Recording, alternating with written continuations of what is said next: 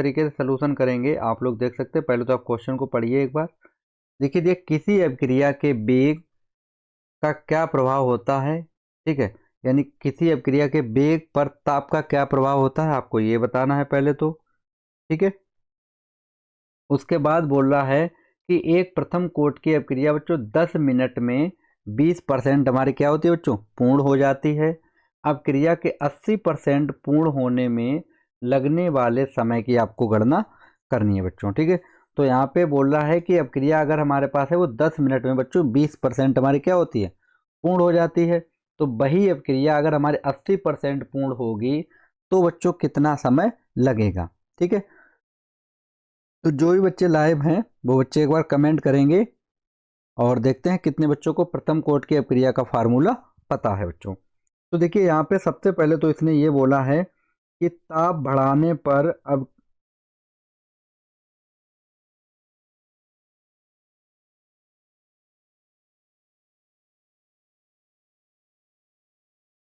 ठीक है, ताप बढ़ाने पर हमारे अभिक्रिया का जो वेग है उस पर क्या प्रभाव पड़ेगा ये हमें यहाँ पे बताना है बच्चों। देखिए ताप बढ़ाने पर अभिकारकों के बीच बच्चों अभिक्रिया हमारी तेजी से होती है, पहला पॉइंट तो यही हो गया, ठीक है। अभिकारकों के बीच अभिक्रिया हमारी कैसी होती है बच्चों, तेजी से होती है, पहला पॉइंट ये लिख लीजिए आप।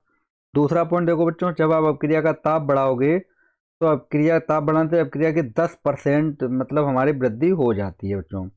अभिक्रिया का वेग हमारा कितना हो जाता है, 2 गुना हो जाता है, 2 गुना हो जाता है। यानी अभिक्रिया का वेग मान लीजिए पहले के था, तो अगर ताप बढ़ाएंगे तो बच्चों 2k हो जाएगा, यानी 2 गुना हो जाता है बच्चों, ठीक है। और देखिए ताप बढ़ाने पर हमारा क्या होता है, ताप बढ़ाने पर स्थिरांक का मान भी बच्चों बढ़ जाता है। ताप बढ़ाने से अभिकारकों के अणुओं के बीच जो प्रभावी टक्कर होती है बच्चों वो भी हमारी बढ़ जाती है, ठीक है। तो सीधा तो मतलब है कि ताप बढ़ाने पर हमारे अभिक्रिया के वेग में परिवर्तन होता है बच्चों, ठीक है। अब देखिए यहाँ पे जो आपको न्यूमेरिकल दे रखा है बच्चों, न्यूमेरिकल में बोला है कि एक प्रथम कोट की अभिक्रिया बच्चों 10 मिनट में पूर्ण होती है, ठीक है। अब क्या करें, देखिए यहाँ पे हमारे पास जो प्रथम कोट की अभिक्रिया होती है जो के बराबर होता है 2.303 अपॉन में होता है टी बच्चों लॉग बेस 10 ए अपॉन बच्चों ए माइनस एक्स हमारे पास हो जाएगा, ठीक है। अब देखिए यहाँ पे हम लोग क्या करते हैं बच्चों, यहाँ पे पहले तो हम मान लेते हैं कि माना प्रारंभिक मात्रा को हम लोग मान लेते हैं बच्चों 100, कितना मान लिया हमने 100। तो ए माइनस एक्स बराबर बच्चों कितना बचेगा हमारे पास, ए माइनस एक्स बराबर हमारे पास बचेगा बच्चों कितना, 20 बचेगा, कितना बचेगा बच्चों, 20 बच जाएगा, ठीक है। क्योंकि आप देखिए यहाँ पे 100 है, अगर आप 100 का बच्चों 20% निकाल लें तो देखिए आएगा 20, और 20 ए माइनस एक्स करेंगे तो कितना बचेगा बच्चों, हमारे पास ये बच जाएगा। अब देखिए आगे, तो बी माइनस करेंगे तो ये 80 बचेगा बच्चों, ठीक है, 100 माइनस 20 तो 80 बचेगा।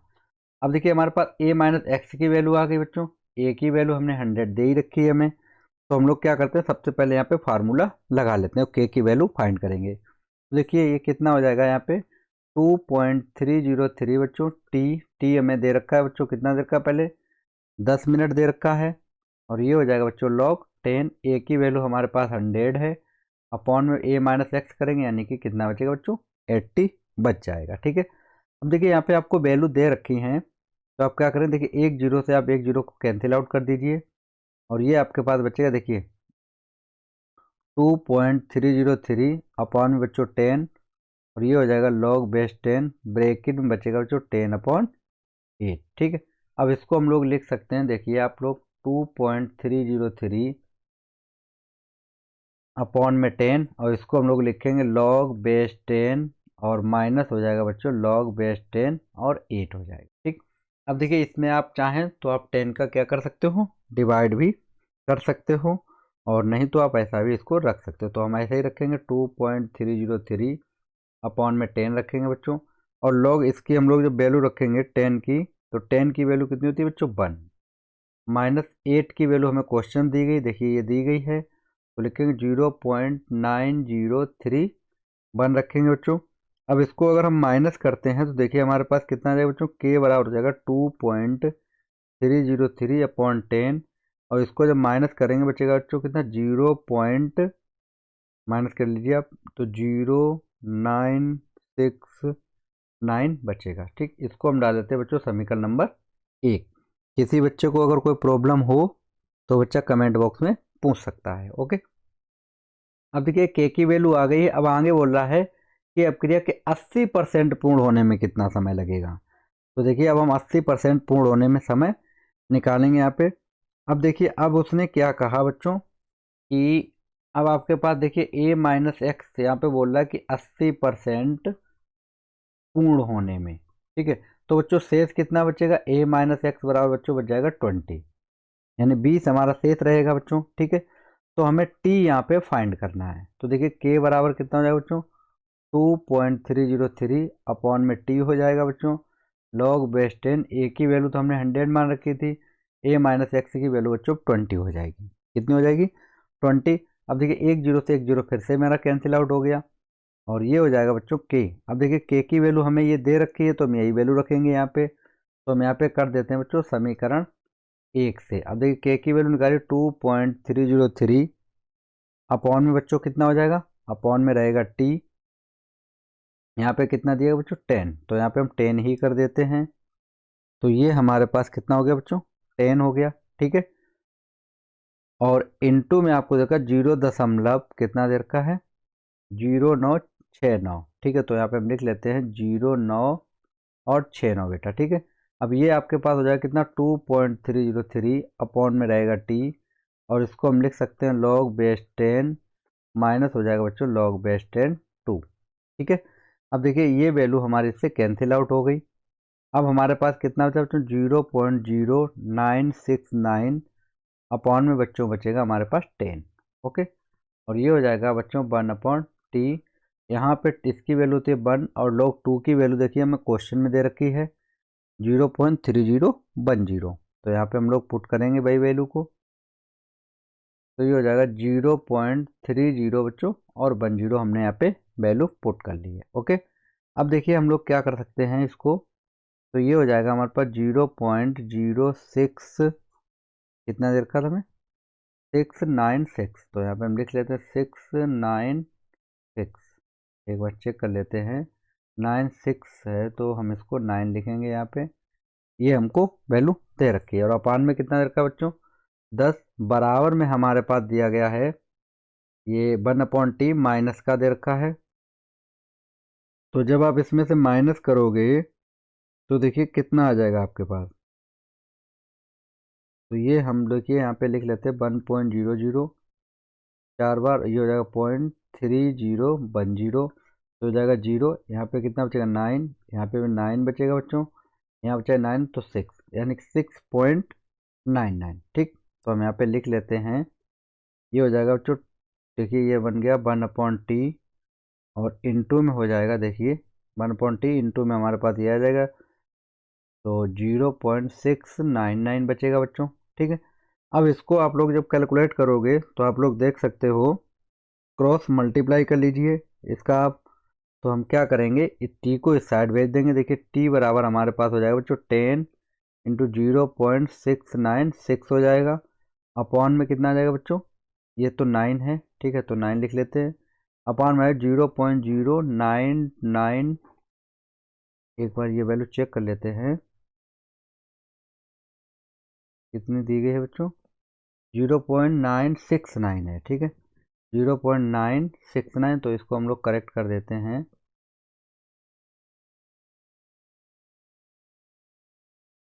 ठीक है, तो 0.069969, ठीक है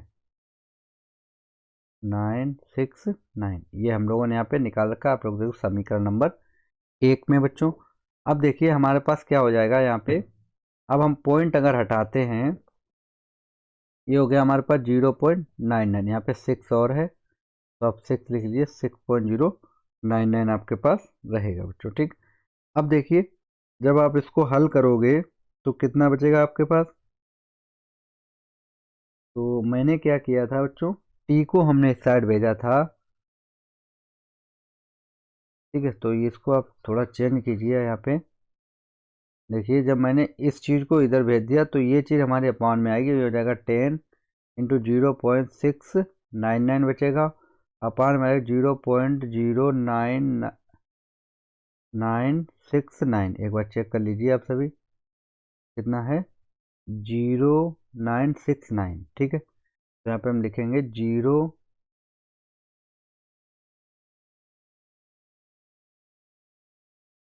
0969। ठीक, ये वैल्यू हमने यहाँ पे रख ली। अब देखिए यहाँ से अगर हम पॉइंट हटाते हैं बच्चों, तो ये पॉइंट हटाएंगे तो ऊपर हमारा कितना बन जाएगा बच्चों, 4 जीरो बनेगा।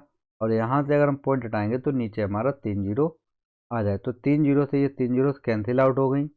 और ये बच्चों हो जाएगा हमारे पास 100 × 699 अपान बचेगा बच्चों 969 हमारे पास बच जाएगा। ठीक, अब देखिए इसको जब आप कैलकुलेट करोगे, देखिए इसका मल्टीप्लाई कर लीजिए आप, तो हो जाएगा 699 और अपान में 2 जीरो आ जाएंगे, ये हो गया 969। इसको जब हम डिवाइड करेंगे बच्चों, तो हमारे पास निकल के आ जाएगा कितना, अप्रोक्सीमेट मैं लिख देता हूँ यहाँ पे 272.14 मिनट हमारा आंसर हो जाएगा। यानी कि 72 मिनट तक अगर हम अपक्रिया कराते हैं तो अपक्रिया हमारी 80% बच्चों क्या होगी, पूर्ण हो जाएगी। ठीक, आपसे यही पूछा गया था।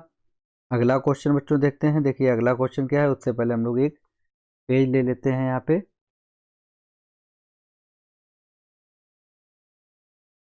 ठीक, अगला क्वेश्चन देखिए आपको दे रखा, सही बच्चे पढ़ लीजिए क्वेश्चन को। देखिए बच्चों, अगला क्वेश्चन आपके सामने है कि मोलल उन्नयन स्थिरांक को परिभाषित कीजिए बेटा।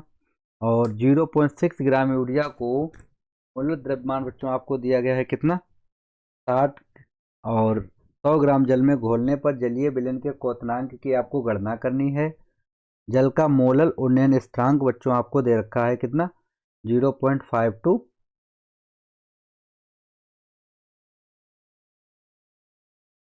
ठीक है, 0.52 के जी मोल इनवर्स। तथा जल का क्वथनांक आपको दे रखा 373.15 केल्विन। तो सभी बच्चे कमेंट करेंगे आंसर का। देखते हैं कितने बच्चों को इसका आंसर पता है। जिन बच्चों को इसका फार्मूला अगर पता है तो सभी बच्चे कमेंट करके बताएंगे फार्मूले को। देखते हैं कितने बच्चों को फार्मूला पता है, जल्दी से कमेंट कीजिए सभी बच्चे, फिर हम लोग क्वेश्चन को लगाना स्टार्ट करें। सभी बच्चे कमेंट करेंगे। जो भी बच्चा लाइव जुड़ा हुआ है वो बच्चे सभी कमेंट करें एक बार। देखते हैं कितने बच्चे लाइव जुड़े हुए हैं। प्रियांशु, यश कुमार,